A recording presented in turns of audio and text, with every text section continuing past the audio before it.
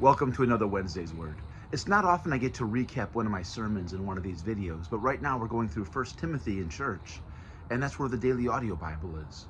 This morning we're listening to the qualifications for elders and deacons, and every time I've preached on that passage, and I got this feedback just a few weeks ago, is that current elders and deacons or potential ones feel completely underqualified.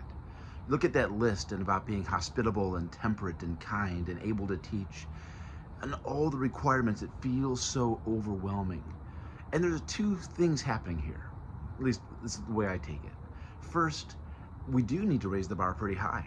It's not just that anybody can be a leader. We need to have kind of our best and brightest, not the people who are by nature the most talented or most intellectual, but people who are striving, who are working on themselves.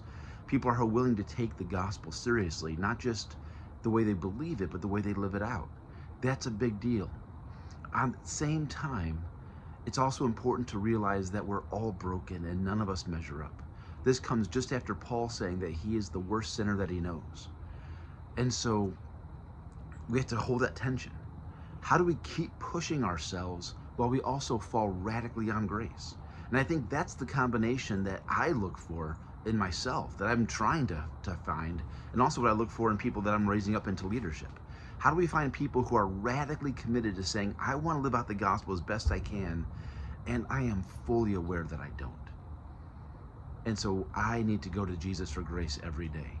If we only have that first one, people who are extremely qualified, who are rigorous in their personal discipline, without that grace, then we have a bunch of legalists.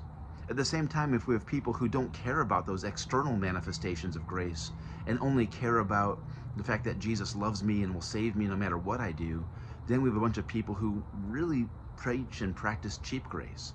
So it's that combination. Real grace that is costly for Jesus. He died on the cross for it.